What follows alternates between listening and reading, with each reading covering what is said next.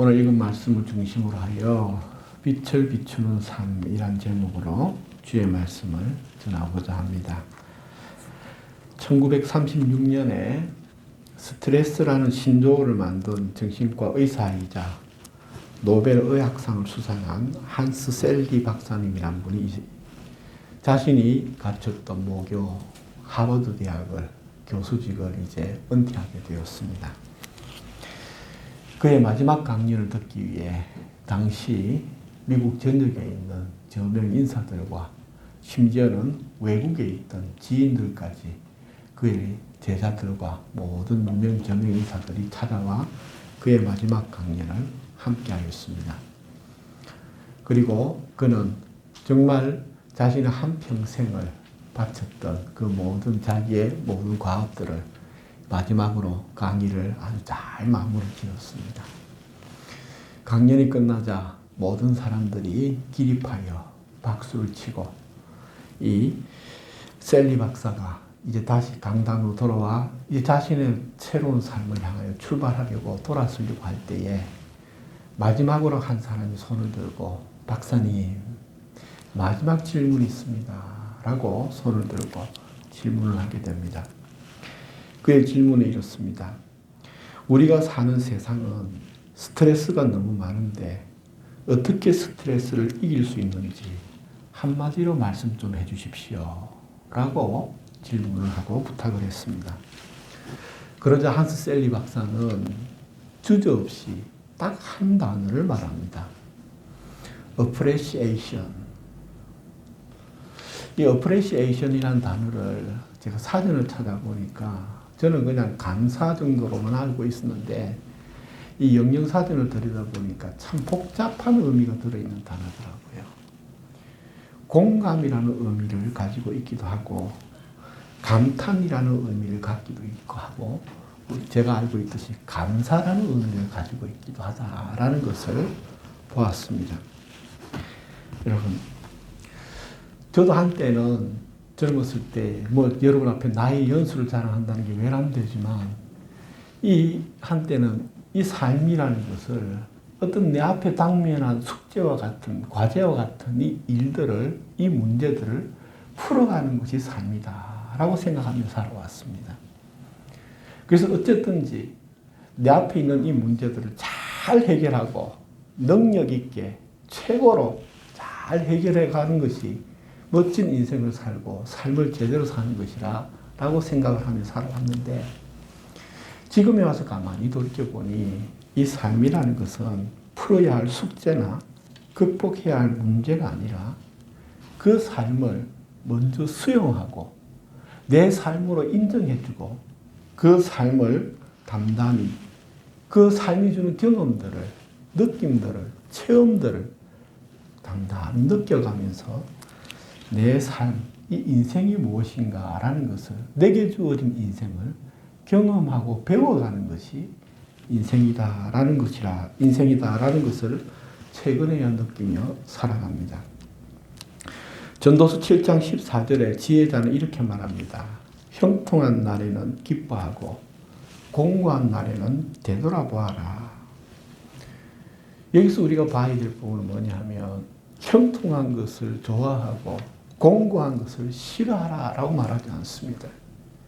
힘든 일, 공고한 일을 만났을 때 밖에서 원인을 찾지 말고 그 힘든 일, 공고한 일 그 자체를 가만히 받아들이면서 자기 자신을 되돌아보는 지혜가 여기에서 말하는 지혜입니다. 그래서 기쁨이 주는 희열감이 있다면 공감이 주는 내 인생의 메시지가 있음을 우리가 알아차려야 합니다. 난 왜 이렇게 공고한 삶을 맞이했는가? 이 원인을 외부 탓으로만 돌리지 말고 사실은 공고함이나 기쁨이나 이것은 내 마음이 만들어낸 허영이다라는 것입니다. 여러분, 서울과 부산에서 장거리 연애를 하는 사람이 매주일마다 그 사랑하는 사람을 만나기 위해 몇 시간을 차를 타고 막히는 주말에 차를 타고 와서 만난 그 일을 공고하다라고 생각하겠습니까? 사실은 자신의 일이 있음에도 불구하고 바쁘고 힘들고 지치고 피곤한 몸을 이끌고 그러나 그 사랑하는 사람 얼굴 보기 위해 그 먼 거리를 오고 가는 그 마음이 힘든 인생이다라고 생각할까요? 사실은 힘들고 쉽고는 우리 마음의 선택입니다. 내가 그것을 싫어하는 것은 내 마음이 싫은 것이지 그 현상 자체가 싫은 것이 아니다라는 것을 우리가 한 번 더 돌이켜볼 필요가 있다라는 것이죠. 운전을 하다 보면 신호가 잘 뚫려서 아주 쭉 이렇게 순조롭게 길을 가고 또 빨리 길이 뚫릴 때가 있는가 하면 어떨 때에는 다른 때와 다르게 차가 막히고 신호가 걸리고 하여 지체되는 경험들을 하기도 합니다. 저는 이런 경험들을 할 때마다 다시 한 번 더 돌이켜보고 되뇌어 봅니다. 그렇지. 삶이라는 것이 내가 생각하고 내가 계획한 대로 돌아가는 것이 아니라 하나님께서 인도하신 대로 되어가는 것임을 받아들이는 것이 또한 이 세상 가운데에서 이 삶의 경험을 통해서 익히고 배워가야 할 것이다 라는 것을 생각해 보게 됩니다. 여러분, 기도하기를 쉬지 마십시오. 기도 응답이 빨리 올 때도 있고 기도 응답이 지체될 때도 있습니다. 우리가 길이 막히고 신호가 자꾸 그린다고 하여 가던 길을 멈춰서지 않는 것처럼 오늘 우리가 하나님의 때를 믿고 나아가시길 바랍니다. 내 스케줄, 내 욕심대로 살아가는 게 아니라 오늘 나에게 주어진 일들이 계획이 없던 일들이 일어나고 돌발 상황들을 만났을 때에 왜 이런 일이 일어났냐고 화내고 분노하고 원망할 것이 아니라 이 일을 통하여서 더디 가라는 하나님의 신호, 잠시 네가 놓치고 있었던 이 문제들을 돌아보아라는 하나님의 사인을 겸허히 받아들이고 내 앞에 주어진 이 삶을 겸손히 감사히 받아내고 살아내게 될 때에 하나님이 주시는 은혜를 경험하게 된다라는 것이죠. 한스 셀리 박사가 주저하지 않고 어프레시에이션이라고 말한 것은 삶에 대해 경외감을 가져라. 감탄하라. 그 감탄하라는 말은 무슨 말이냐? 예기치 않는 일을 만났을 때에 그것을 저항하고 거부하지 말고 새로운 일이 시작되었음을 감탄하라. 경외하라. 좋고 나쁨을 따지지 말아라. 내가 새롭게 해야 될 일들을 불편하게 여기지 말아라. 감탄하면서 받아들이라 라고 말하는 것입니다. 또한 내 계산과 내 계획과 다른 일이 벌어졌을 때에 그것을 밀어내고 저항하고 거부할 것이 아니라 그 목소리와 삶이 주는 메시지에 귀를 기울이고 그 현실에 공감하라 라는 말이기도 합니다. 그러다 보면 우리의 인생은 스트레스를 풀어가는 인생, 문제를 풀어가는 인생이 아니라 감사하는 인생을 살아갈 수 있다라는 것이죠. 과거에 비해 경제적으로는 훨씬 부유해졌지만 요즘 사람들, TV, 텔레비전 요즘 오은영 박사가 참 최고로 인기를 누리고 있지 않습니까? 마음이 아픈 사람들이 많고 정신이 아픈 사람들이 참 많다라는 것을 보게 됩니다. 불만족, 불감증, 불안, 염려, 앞에 불자가 다 붙어 있어요. 왜 그럴까요? 사실은 이 모든 것을 누리고 있음에도 불구하고 마음이 비어있고 물질적으로만, 외적으로만 체험받는 삶을 살다 보니 이 몸과 마음의 균형추가 기울어져 마음이 가벼워졌기 때문입니다. 자신의 내면을 돌아보지 않고 비어있는 내면을 외부에서 채우려고 하다 보니 점점 더 사람들은 공허함을 갖고 느끼게 된다라는 것이죠. 여러분, 안전함과 편안함을 추구하는 것 좋은 일입니다. 그러나 우리 그리스도인은 안전함과 편안함을 추구하는 것이 아니라 주님이 주신 안식을 향하여 가는 자들입니다. 이 안식이라는 게 무엇이냐? 바로 빌립보서 4장 13절에 나와 있는 것처럼 내게 능력 주시는 자 안에서 내가 모든 것을 할 수 있다라는 것. 모든 것을 가능케 하는 것은 내 능력에 있는 것이 아니라 하나님이 주신 능력 안에 있다.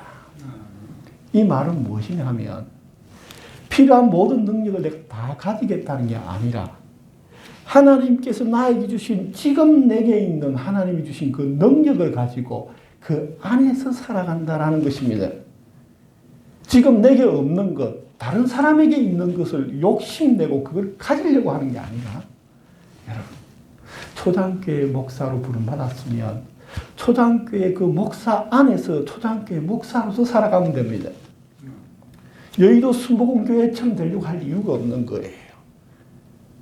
남자로서 태어났으면 남자로서의 그 삶을 살아가게 되고 지금 내게 주어진 한 아내의 남편과 내 가정 안에 있다면 그 내게 능력 주신 그 안에서 그 밖의 것을 이루려고 하지 말고 그 안의 것을 진실되고 정성되이 살아낸다면 그것을 통하여 하나님이 주시는 은혜와 축복은 영원히 샘솟듯 한다라는 것을 말해주고 있는 것이죠. 가인과 아벨의 차이, 저주와 축복의 갈림길이 어디에서 시작되었습니까? 예배에서 시작되었습니다. 예배의 차이가 축복과 저주의 갈림길로 갈라져 버렸습니다. 가인이 예배 드리지 않는 것이 아닙니다. 가인도 예배를 드렸고 아벨도 예배를 드렸습니다. 그럼에도 이 예배의 차이가 무엇이느냐? 가인의 예배는 자기가 중심이 된 예배였습니다. 그리고 아벨의 예배는 하나님이 중심이 된 예배였습니다. 그래서 가인은 하나님께 예배를 드리지만 자기가 중심이 되고 자기가 주인공이 된 예배를 드렸기에 그 예배는 어디를 향했느냐? 하나님을 향하지 않고 자기 자신을 향하고 있었기 때문에 하나님이 그 예배를 받으실 수가 없습니다. 예배의 목적, 예배의 모든 방향, 예배의 이유가 전부 다 자기 자신이에요. 그러다 보니 그 방향이 자기를 향하고 있으니 하나님께 올라가지 않으니 하나님이 받으실 수가 없는 거예요. 그러나 아벨은 하나님을 중심으로 하나님께 예배를 드리니 하나님이 기쁘게 받으시는 것이죠. 그 제물이 헌금이 얼마냐가 중요하지 않습니다. 그 예배의 중심이 누구냐라는 겁니다. 자기를 위해서 드리는 예배는 자기를 향하여 하나님 받으실 수가 없어요. 그러나 우리의 예배가 하나님을 향하고 있다면 하나님은 우리의 삶에 자신의 능력과 모든 것으로 도우시고 함께한다라는 것이죠. 1000년 전에 있었던 페르시아 시인 룸이라는 분이 참 유명한 분이에요. 이 페르시아 분인데 이 룸이라는 분이 쓴 시가 여러 시들이 참 이 영성이 있는 시가 있는데 그 시들인데 그 중에 참 세상에 많이 알려진 시가 뭐냐면 여인숙이라는 시가 있습니다. 그 여인숙이라는 시의 앞부분을 보면 이런 내용이 있습니다. 인간이란 존재는 여인숙과 같다. 매일 아침 새로운 손님이 도착한다. 그 손님은 기쁨, 절망, 슬픔, 그리고 약간의 순간적인 깨달음 등이 예기치 않게 방문을 한다라고 이야기합니다. 즉, 우리 하루하루의 인간의 삶은 여인숙과 같다라는 겁니다. 그게 무엇이냐? 내가 예상하지 않았던 일들이 그 하루 동안에 나에게 찾아온다라는 겁니다. 그 찾아오는 일들이 어떨 때는 기쁨이기도 하고 어떨 때는 슬픔이기도 하고 어떨 때는 절망이기도 하지만 시인 루미는 뭐라 이야기하느냐? 그 찾아오는 손님을 내 기호에 맞추어서 좋다 나쁘다 가리지 말고 기꺼이 기쁨으로 환대하고 슬픔이든 기쁨이든 그 나에게 찾아오는 손님을 환대하게 되면 누군가 그 모든 것들 속에 숨어있는 보물들을 발견하게 될 것이다 라고 말을 하고 가르쳐주고 있습니다. 오늘 이 마태복음 5장 16절 말씀에서 이같이 너희 빛이 사람 앞에 비치게 하여 그들로 너희 착한 행실을 보고 하늘에 계신 너희 아버지께 영광을 돌리라.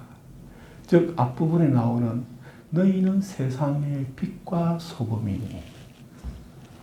여러분, 하나님을 믿는다라는 것은 일반적으로 세상에서 살아간다는 것을 의미하지 않습니다. 우리가 하나님을 믿는 이유는 이 세상에 빛을 발하기 위해, 이 세상에 소금이 되기 위해 하나님을 믿는 것입니다. 여러분, 성공을 위해 하나님을 믿는다면 물론 하나님께서 성공을 주시기도 하지만 성공은 바깥에도 많이 있습니다. 그러나 성공한 인생이 그 마지막에 하나님 보시기에 선하다라고 결론 내릴 수는 없다라는 것이죠. 요한복음 2장을 보면 예수님이 최초로 일으키신 기적에 해당하는 가나 혼인잔치의 이야기가 나옵니다. 혼인잔치와 포도주는 사실은 이 요한복음 전체가 앞으로 예수님이 어떠한 일을 행할 것인가에 대한 압축을 해놓은 서론격에 해당합니다. 이 가나 혼인잔치를 비유로 예를 들어 이제 사역을 하심으로 말미암아 앞으로 예수님께서 우리에게 베푸실 미래와 예수님의 사역이 드러나는데, 여기서 우리가 곰곰이 생각해 볼 것은 이것입니다. 물은 가만히 놔두면 썩습니다. 그러나 포도주는 가만히 놔두면 시간이 흐를수록 맛을 더하고 향기와 발효가 되는 것을 우리가 잘 알고 있습니다. 즉 다시 말하면 물 같은 우리가 예수 그리스도로 말미암아 포도주로 변화되는 것이 주님을 쫓아가는 삶입니다. 다시 말하면 변화되어야 우리가 썩지 않습니다. 변화되면 상하고 썩는 것이 아니라 익어가는 자가 된다라는 것입니다. 다시 말하면 살아간다는 것은 죽어가는 것이 아니라 변화되어 가는 것이 주님이 우리에게 원하시는 삶입니다. 죽어가는 삶을 살아가지 마십시오. 변화되는 삶을 살아가시기를 축복합니다. 항아리에 담긴 것이 물 그대로라면 그것은 시간이 지나 썩어질 것입니다. 그러나 우리 마음 안에 들어있는 이 영혼이 주님이 주신 성령으로 들어있다면 우리의 영혼과 삶은 익어가고 더 맛을 더하게 된다라는 것이죠. 우리 마음 안에 있는 것이 성령인지 아니면 우리 안에 있는 마음 안에 있는 것이 육체의 욕심인지 그 모든 것들은 삶을 살아가는 결과들을 보면서 냄새가 드러나게 된다라는 것이죠. 물일 때의 시간의 마지막은 장례식입니다. 그러나 포도주일 때의 시간의 결국은 결혼식입니다. 하나님과 더욱더 연합되는 것. 세월이 흐르고 시간이 흘러갈수록 주님과 더욱더 하나 되어가고 주님을 더욱더 닮아가는 정말 맛있는 포도주, 최상급의 포도주가 되어가는 것이 우리 신앙이요 예수님이 우리에게 주시는 복음이다라는 것이죠. 너희 빛을 사람 앞에 비치게 하라는 말씀은 복음을 말로만 머리로만 기억하지 말아라 라는 말입니다. 이 복음은 삶을 통해 드러나야 된다라는 것을 말씀하고 있는 것이죠. 다시 말하면 우리가 이 복음의 말씀을 쫓아 살아가게 될 때에 우리의 삶 속에서 그리스도의 향기가 증거된다라는 것이죠. 300년 전 프랑스 갈멜 수도원 수사였던 로렌스 형제는 이 편지들을 당시에 주고받았는데 그 편지들을 묶어서 지금 우리 한국어로 번역된 책이 하나, 얇은 책이 출간되었습니다. 그 책이 무엇이냐? 하나님의 임재연습이라는 책으로 번역되었습니다. 그 책에 이런 내용이 나옵니다. 로렌스 수사가 이렇게 썼습니다. 하나님께서는 우리에게 큰 일을 요구하시지 않습니다. 우리의 작은 마음이라도 하나님은 항상 이를 받으십니다. 우리가 느끼는 것보다 그분은 더 가까이 계십니다. 하나님을 큰 데서 찾지 마십시오. 하나님을 대단한 곳에서 찾으려고 하지 마십시오. 하나님을 위대한 그 분으로만 생각하지 마십시오. 하나님은 생각보다 우리 가까이 계십니다. 그리고 그리스도인의 삶이라는 것은 위대한 일을 이루는 것만이 아닙니다. 내 일상의 삶 속에서 사소한 작은 부분 그 안에 하나님이 계십니다. 작은 그 부분에서 하나님을 만나고 우리가 할 수 있는 작은 그 일을 하면 착하고 충성된 종아라고 주님이 인정하실 것입니다. 사실 로렌스 수사는 일평생 수도원의 허드렛 일, 빨래, 설거지, 여러분 그 수도원의 그 수사들이 그 수사들을 빨래하고 신발 씻어주고 설거지하는, 밥하고 설거지하는 완전히 허드렛 일을 하는 사람이었고, 실제 그의 일대기를 읽어보면 그는 정말 잠자면 눈 뜨면 일이에요. 눈 뜨면 일이 쉴 틈이 없어요. 잠깐 쉴 틈이 있을 때마다 자기에게 온 편지를 읽고 그 편지에 답장 쓰고 그 다음에 잠자고, 심지어는 다른 수사들이 편안하게 하는 기도 시간부터 없었어요. 왜? 너무나 허드렛 일이 많았기 때문에. 그럼에도 불구하고 이 로렌스 수사는 그 당시에 유럽 전체에 최고의 영성가로 이름을 떨치게 됩니다. 자기가 떨쳐서가 아닙니다. 로렌스 수사를 만난 사람들이 그분 안에 하나님의 능력이 있음을 느꼈기 때문입니다. 설거지하는 가운데, 빨래하는 가운데, 청소하는 가운데 하나님과 함께 했기 때문입니다.